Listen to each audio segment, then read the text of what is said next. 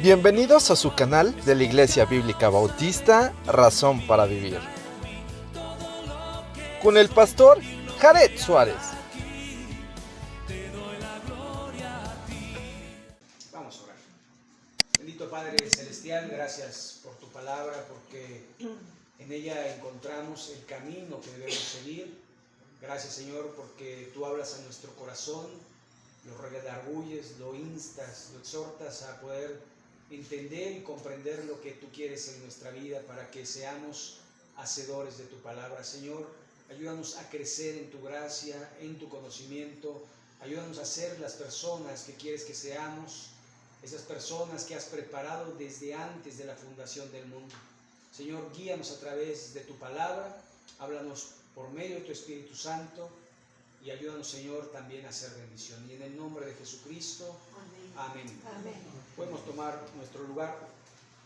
Y bueno, este pasaje es de suma importancia porque en el capítulo 23 el líder Josué había llamado, dice el verso 2 del capítulo 23, llamó a todo Israel, a sus ancianos, a sus príncipes, sus jueces, sus oficiales, y les dijo.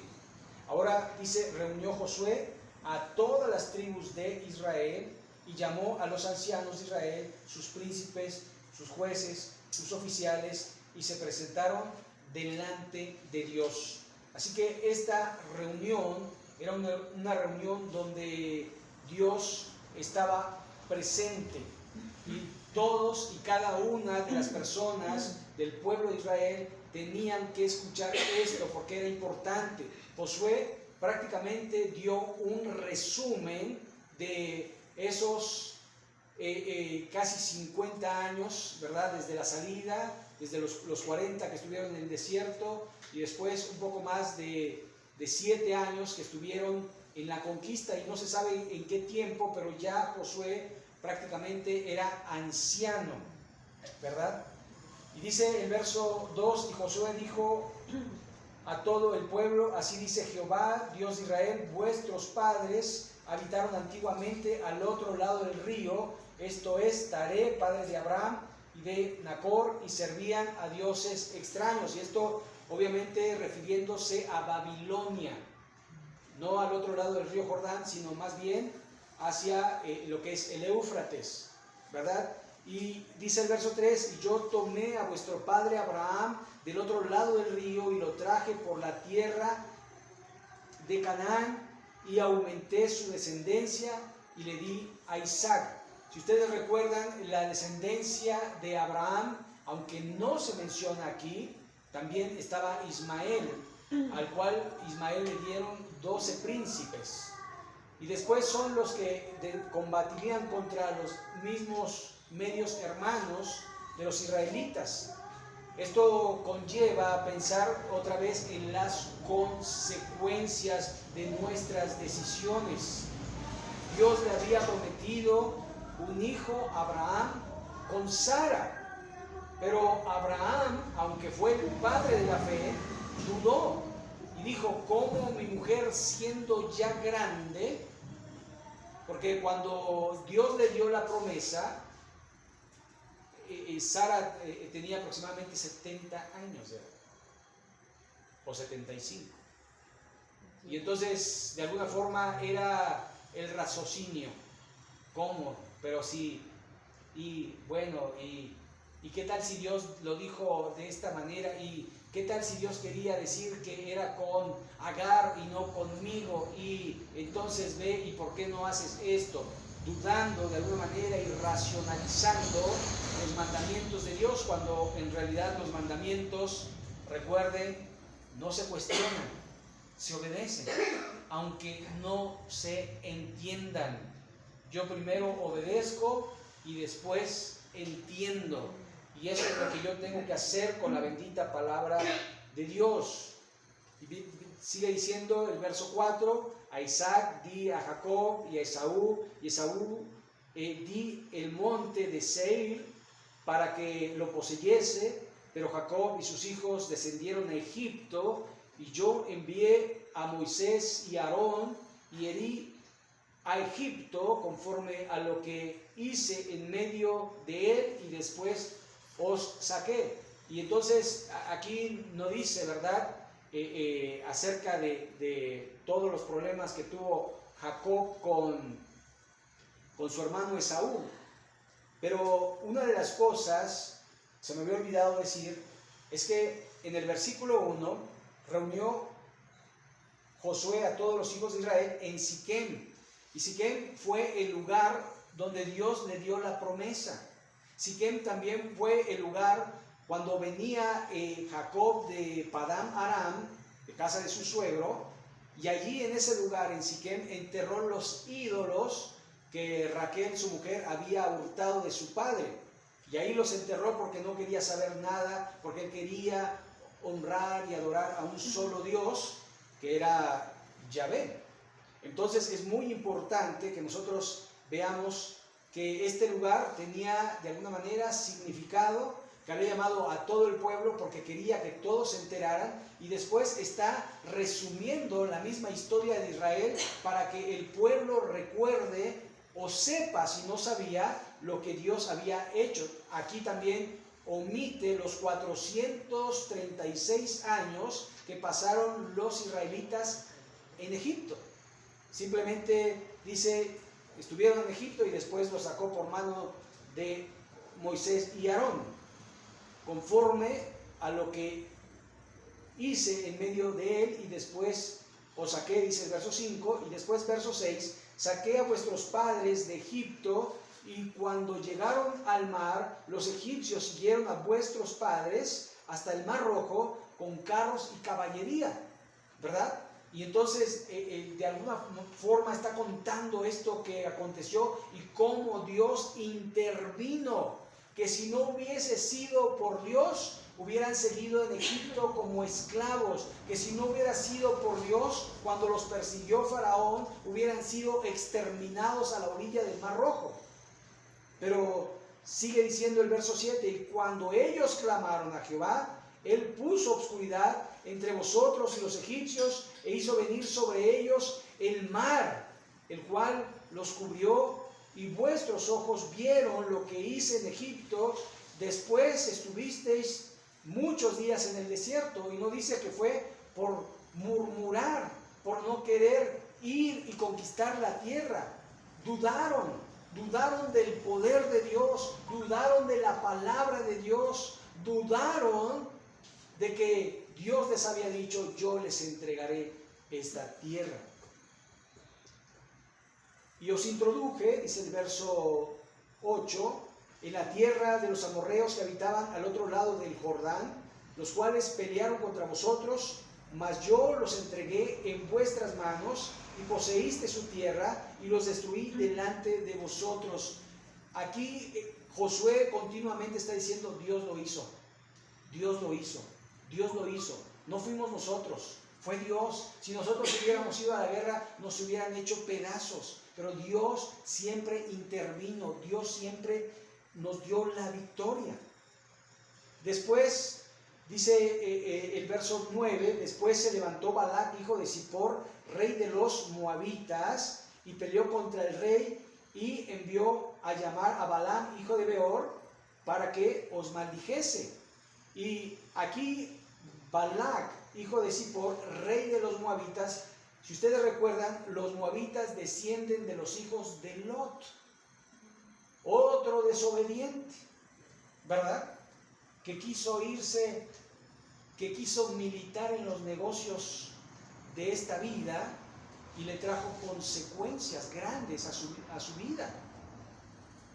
Y cómo destruyó Sodoma y Gomorra, y cómo ahora sí que los sacó, pero ahora sí que por los pelos, para que fueran salvados, ¿verdad? Salió de panzazo Lot de Sodoma y de Gomorra, pero después no hizo lo que Dios le mandó, y viene otra vez otra consecuencia. Y después habla de Balac, hijo de Zippor, y que contrató a un profeta para maldecir a los israelitas. De esto de alguna forma habla Judas, ¿verdad? Que este hay una doctrina de Balaam que por precio, ¿verdad?, hacen las cosas de Dios, que sirven, entre comillas, a Dios por ganancia deshonesta, ¿verdad? Llenan las iglesias con ganancia deshonesta, tratan de alguna manera de aprovecharse de la gente. Y esa doctrina, de alguna manera, Dios la maldice. Por eso Dios obra de una manera que nosotros ni siquiera entendemos, pero Él siempre lo hace y siempre debemos confiar en su palabra.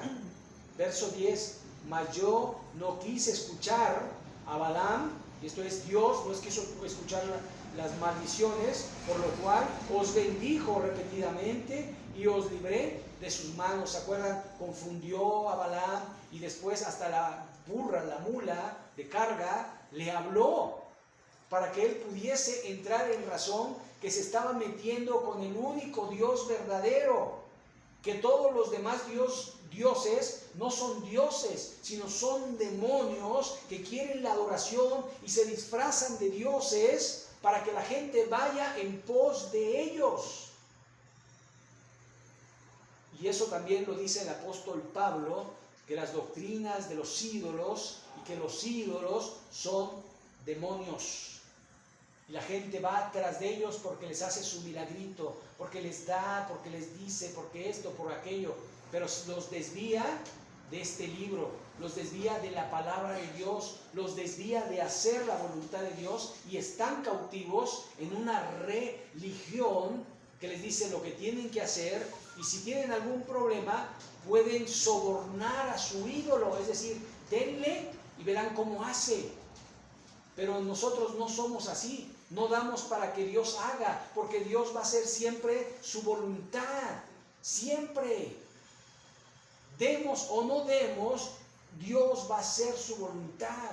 Y si nosotros nos sujetamos a Él y le obedecemos, Dios nos va a bendecir. Pero si no hacemos la voluntad de Dios, aunque demos, Dios no nos va a bendecir. Así que no solamente es hacer una parte, sino hacer todo, porque Dios no quiere parte de tu vida, sino quiere toda tu vida. Dios no quiere parte de tu obediencia, sino quiere toda tu obediencia. Así que Dios quiere todo, o mejor, nada. Mejor nada. Eso es lo que va a decir posteriormente. Verso 11, pasasteis el Jordán y viniste a Jericó, y los moradores de Jericó pelearon contra vosotros, los amorreos, fereceos, cananeos, eteos, gergeseos, heveos y jebuseos, y yo los entregué en vuestras manos. Fue Dios. Dios es el que alista nuestras manos para la batalla. Dios es el que da fuerza al cansado.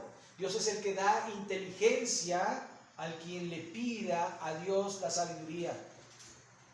Dios es el que obra y lo hace de una manera poderosa para que después, cuando tengamos la victoria en nuestra vida, le demos gloria a Dios. No fue nuestra mano, no fue nuestra astucia, no fue nuestra inteligencia, no fue nuestro poder, fue Dios. Siempre ha sido Dios. Sigue diciendo el pasaje,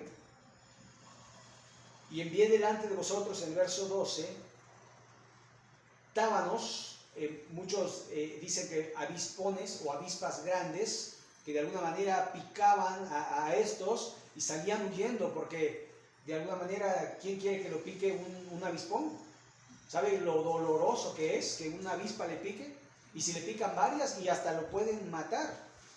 Yo he sabido de personas que murieron por piquetes de abejas. ¿Se acuerdan? Hubo un tiempo que se sonaba mucho de las abejas africanas, que eran las abejas asesinas, ¿se acuerdan? Esas abejas van con todo y pican en multitud, y hay mucha gente que no ha sobrevivido a sus piquetes. Así que de alguna forma Dios usaba hasta la creación para ayudar a los israelitas, de modo que ellos pudieran darle la gloria a Dios. Decían, híjole, nosotros no hicimos nada. Y muchas veces fue el ángel de Jehová que hizo todo. Y ellos tuvieron solamente que quedarse así como diciendo, no hicimos nada. Y por eso daban la gloria a Dios. Y sigue diciendo el verso 13, y os di la tierra por la cual nada trabajasteis, y las ciudades que no edificasteis, en las cuales moráis, en las viñas y olivares que no plantasteis, coméis. Y entonces ellos fueron a una tierra que, como había dicho Dios, que fluía leche y miel. Ahora, una de las cosas por las cuales vemos es que Dios quería una nación santa y les iba a dar un lugar para que ese lugar también fuese santo. No solo las personas, sino las pertenencias, y que de alguna forma pudieran ser luz a las naciones. Y falló el pueblo de Israel, falló, porque de alguna manera no permanecieron en las palabras de Dios, sino que se desviaron y fueron tras los dioses. Y por esa razón Dios los entregó. Por esa razón, por esa misma razón, es el conflicto que hay ahora. Es el conflicto árabe-palestino contra Israel. Porque los palestinos en realidad son árabes. Porque si usted ve, aquí jamás se mencionan a los palestinos. No existían. De hecho, no existen. Se les ha dado ese nombre porque un emperador romano le puso a esa zona Palestina. Y hasta los judíos eran palestinos. Porque la región de Judá, pertenecía a Palestina. Entonces, de alguna forma, ni siquiera los vemos aquí. Probablemente, si en todo caso, en la franja de Gaza, los que habitaban allí eran los filisteos. Pero la historia nos dice que los filisteos desaparecieron. Desaparecieron. Así que los que están allí ahora no tienen nada que ver con estas tierras conquistadas por Israel. Y la otra es, Dios se las entregó. No lo entiendo por qué. No entiendo por qué quitó a unas personas y puso a otras. Pero era la voluntad de Dios. ¿Qué puedo hacer yo contra Dios? ¿Me voy a poner a pelear con Dios? Y voy a decir, no, es que la injusticia y los derechos humanos. Pero si es Dios, ¿quién pone las reglas de este mundo? ¿Quién nos creó? ¿Y por qué la gente se rebela ante la voluntad de Dios? Es Dios. Y si Dios dijo, ¿qué voy a hacer ante su palabra? Más que obedecer, si quiero que me vaya bien en esta vida. Por eso el verso 14 dice, ahora pues, temed a Jehová y servidle con integridad y verdad, y quitad entre vosotros los dioses a los cuales sirvieron vuestros padres al otro lado del río en Egipto, y servid a Jehová. Y aquí habla de definición. Si vas a servir a Jehová, quédate. Si no vas a servir a Dios, verdaderamente, vete. Eso era lo que tenía que pasar con los hijos de Israel. Porque no podían de alguna manera simular. Y si dice quitar los dioses, es porque Josué probablemente se enteró de que habían todavía dioses, estatuillas, porque mucha gente sabía que Dios era el Dios verdadero, pero por si acaso traía su amuleto, ¿verdad? Es como aquel que dice que cree en Jesús, que confía en Dios, pero trae su patita de conejo, y trae su dólar de la suerte, y trae, ¿verdad?, su trébol de 4 hojas que encontró, ¿verdad?, buscándolo allí entre miles y miles, y ahí está uno de 4 y lo disecó, y ahí hasta lo inmicó, ¿verdad?, y ahí lo trae en su cartera para que le traiga suerte, pero él confía en Dios. No, él confía en su amuleto, él confía en su pata, confía en su trébol, confía en su dólar, confía en el clima, confía en la bolsa, confía en los gobiernos, confía, menos en Dios.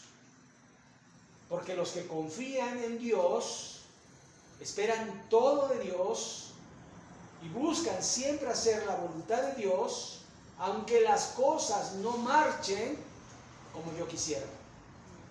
Yo quisiera esto, yo quisiera aquello, y me porto bien, Señor, pero no va como yo quisiera. Entonces tengo que seguir confiando. Tengo que seguir confiando hasta que el Señor complete todo lo que falta en mi vida, toda su voluntad y toda su obra en mí. Y verso 15. Y si mal os parece servir a Jehová, escogeos hoy. Es decir, es voluntario, es para el que quiera. Escogeos hoy a quién sirváis. Si a los dioses a quienes sirvieron vuestros padres cuando estuvieron al otro lado del río, o a los dioses de los amorreos en cuya tierra habitáis, pero yo y mi casa serviremos a Jehová. Así que defínanse.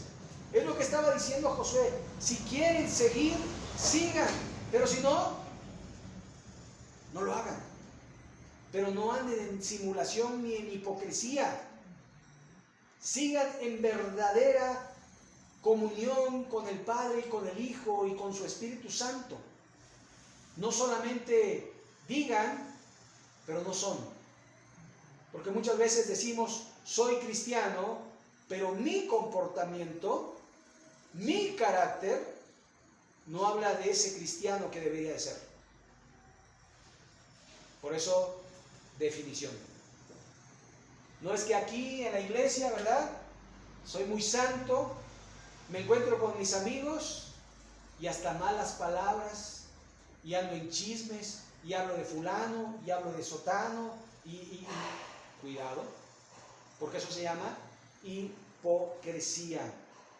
Verso 16, como siempre suele suceder, apresuradamente, el pueblo dice, verso 16, entonces el pueblo respondió y dijo, nunca tal acontezca que dejemos a Jehová para servir a otros dioses, porque Jehová nuestro Dios es el que nos sacó a nosotros y a nuestros padres de la tierra de Egipto, de la casa de servidumbre, el que ha hecho estas grandes señales y nos ha guardado por todo el camino por donde hemos andado y en todos los pueblos por entre los cuales pasamos. Entonces el pueblo reconoció inmediatamente que Dios era el que había hecho la obra. Pero fíjese, sigue diciendo, ¿verdad? El verso 19, entonces Josué dijo al pueblo, no podéis servir a Jehová porque Él es Dios santo y Dios celoso, no sufrirá vuestras rebeliones y vuestros pecados, porque una de las características del pueblo de Israel es que era rebelde. Era rebelde, y lo podemos ver en el Éxodo. En el Éxodo era rebelde. Y no había en Egipto carne, y no había en Egipto esto, y no había Egipto en aquello, y ya nos cansamos de las codornices, y ya nos cansamos del maná, y ya nos cansamos de esto, y ya nos cansamos de lo otro. Y siempre estaban rebeldes contra Dios. Y un día se rebelaron contra Moisés y dijeron, ya no queremos a Moisés, ahora queremos a Aarón, ¿verdad? Y a Aarón lo manipularon y le dijeron, haznos un becerro de oro. ¿Se acuerdan? Era rebelde, se olvidaban rápido. Y dice Josué, no, Dios es un Dios santo y es un Dios celoso. Así que si van a servir a Dios, háganlo bien, háganlo completamente bien, porque si no, va a venir la consecuencia. Verso 20, si dejareis, es decir, tomaste la decisión de seguir a Jesús, tomaste la decisión de servir a Dios. Pero si dejareis a Jehová y sirviereis a dioses ajenos, Él se volverá y os hará mal y os consumirá después que os haya hecho bien. Es decir, si ustedes toman la decisión de servir a Dios, háganlo bien, porque si no, viene consecuencia. Si ustedes no quieren servir a Dios, ya su vida ya no importa. Pero una cosa es decir, te voy a servir, me comprometo contigo, y después apostatar, porque entonces Dios viene contra los apóstatas. Dios castiga al que toma por hijo, así que hay que tener cuidado en ello. Verso 21, el pueblo reafirmó y dijo, el pueblo entonces dijo a Josué, no, sino que a Jehová serviremos. Es decir, se comprometieron. Verso 22.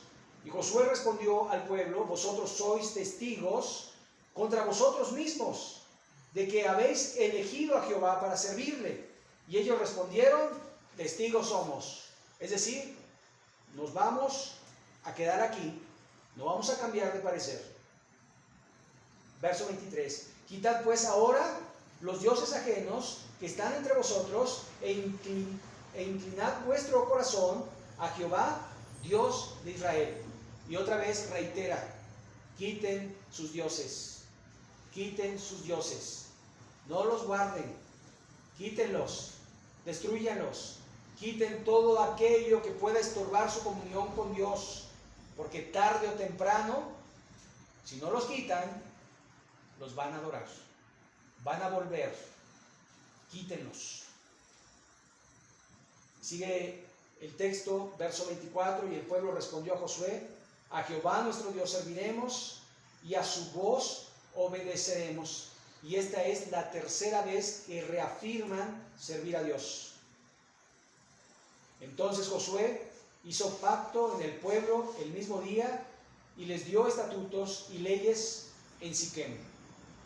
Y escribió Josué estas palabras en el libro de la ley de Dios, y tomando una gran piedra la levantó allí debajo de la encina que estaba junto al santuario de Jehová. Y dijo Josué a todo el pueblo: he aquí, esta piedra nos servirá de testigo, porque ella os ha oído todas las palabras que Jehová nos ha hablado. Será pues testigo contra vosotros, pero que no mintáis contra vuestro Dios. Cuidado contra mentir contra Dios. Ahora, aquí suena algo chistoso, ¿no? Que la piedra había oído. Estaba hablando de una manera figurada, pero sí de una manera visual. La piedra les ayudaría a recordar. Las señales sirven para recordar. Si usted tiene en su casa algún recuerdo, ¿verdad?, de hace muchos años. Por ejemplo, el otro día vimos una vela y mira, esta vela es cuando nos casamos. Inmediatamente viene el recuerdo, ¿cierto o no? Y mira, esta foto fue cuando fuimos a una playa, ¿verdad? O este llavero me lo regaló no sé quién, que me lo trajo de no sé dónde, ¿cierto o no? Las cosas se vinculan con los recuerdos y los recuerdos nos ayudan a recordar. Por eso se llaman recuerdos. Y la piedra era un recuerdo para que se acordaran de que allí habían hecho pacto con Dios de servirlo y de honrarlo. Y sigue diciendo aquí el verso 28: y envió Josué al pueblo, cada uno a su posesión, lo cual indica que Josué hizo lo que tenía que hacer, terminó su labor y los envió de regreso. Después de estas cosas, no se dice cuánto tiempo pasó, probablemente un periodo después de que dijo estas cosas, murió Josué, hijo de Nun, siervo de Jehová, siendo de 110 años. Así, aquí algo que llama la atención no es que vivió 110 años, sino el título que tiene: siervo de Jehová. Siervo de Jehová. ¿Sabe? Parece cualquier cosa decir: es un siervo de Dios. Es un siervazo. Es un hombre que dio la vida y arriesgó su vida para honrar y glorificar el nombre de Dios. Así que si yo me hago llamar siervo de Dios, tengo que estarme preguntando: ¿estoy dispuesto a dar mi vida por Él? ¿Estoy dispuesto a servirle todos los días de mi vida? Así que, ¿soy siervo de Dios? ¿O simplemente le llamo Señor porque así oí que oraba la gente, Señor, y no sabemos realmente si Él es nuestro Señor? Si Él es nuestro Señor, nos sujetamos al Señor, le servimos y cualquier cosa en nuestra vida no vale nada conforme a lo que Dios es, porque Él es nuestro Señor. Le servimos y le adoramos siempre, no solo un domingo, no solo en una ocasión, sino todos los días de nuestra vida. Y eso es lo que debemos recordar constantemente. Si yo le digo, Señor, soy siervo de Él. Y si soy siervo de Él, entonces estoy comprometido a servirle todos los días, en mi casa. Y si estoy mayor tiempo en mi casa, allí es donde debo servir a mi Dios. Sirvo sirviendo. Sirvo sirviendo. Y si no sirvo, pues no sirvo. Sigue diciendo entonces el verso 30. Y sepultaron en la heredad de Timnat, que está en el monte de Efraín, al norte del monte Gaz. Y sirvió Israel a Jehová todo el tiempo de Josué y todo el tiempo de los ancianos que sobrevivieron a Josué, que sabían todas las obras que Jehová había hecho en Israel. Aquí ya nos está dando indicios que mientras Josué vivió, sirvieron. Mientras los ancianos sirvieron, pero después se desviaron. Verso 32, y enterraron en Siquem los huesos de José que los hijos de Israel habían traído. Así que esos huesos ya tendrían por lo menos unos 400 años de existencia. Y los traían porque José pidió que lo enterraran en la tierra de Canaán. Así que los habían traído de Egipto, de la parte del campo de Jacob, que compró de los hijos de Hamor, padre de Siquem, por 100 piezas de dinero, y fue posesión de los hijos de José allí. Y dice el verso 33, también murió Eleazar, hijo de Aarón, y lo enterraron en el collado de Finés, su hijo, que fue dado en el monte de Efraín. Y entonces vemos que los líderes van muriendo, los líderes van a morir, pero se tienen que levantar otros líderes para seguir sirviendo y proclamando este evangelio hasta que el Señor venga por nosotros. Y algo que sabemos es que el Señor vendrá pronto. Yo no sé qué tan pronto, puede ser hoy, puede ser mañana, puede ser un mes, puede ser un año, puede ser 10 años, puede ser 50. Pero, y si no nos toca su venida, debemos de estar proclamando que el Señor viene pronto, porque las cosas se están dando para que Él venga. Solamente hay que ver las noticias y parece ser que este mundo está por colapsar. Y cuando colapse y cuando Israel de alguna manera sea agredido de tal manera que de alguna manera esté en peligro de extinción, Dios va a intervenir. Pero recuerden, la iglesia no pasa por ese momento, la iglesia es arrebatada y tiene que haber un templo en Israel. Y una guerra puede propiciar a que ese templo se construya cuando esa mezquita caiga. Así que si en estos días cae una bomba en la mezquita de Omán, prepárense, porque es más pronto de lo que pensábamos. Así que hay que estar viviendo la vida como Dios quiere, preparados, honrando y glorificando a Dios, disfrutando la vida como Él quiere, porque la vida es corta, debemos hacerlo según su voluntad y no según la nuestra. Así que vamos a orar para poner este tiempo, para poner fin a este tiempo y ponernos en manos de nuestro Dios. La próxima quincena, porque estamos ahorita en Marcos, terminamos Jueces y vamos a empezar con el libro de Isaías. Así que vamos a tardar bastante, porque son 66 capítulos, pero eso es lo que vamos a seguir estudiando. Vamos a orar a nuestro Dios. Señor y Padre nuestro, gracias porque nos hablas a través de tu palabra. Gracias por tu siervo Josué, que hizo tu voluntad. Gracias porque su nombre verdaderamente determinó que tú das la salvación. La salvación viene de ti. Gracias, Señor, porque nos has salvado y valoramos la muerte de nuestro Señor y Salvador Jesucristo. Ayúdanos a dignificarla en nuestra vida.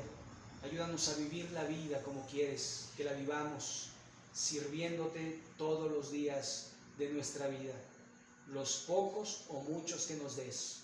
Ayúdanos, Señor, a que cada día tomemos nuestra cruz para seguirte, para servirte, para la gloria y la honra tuya.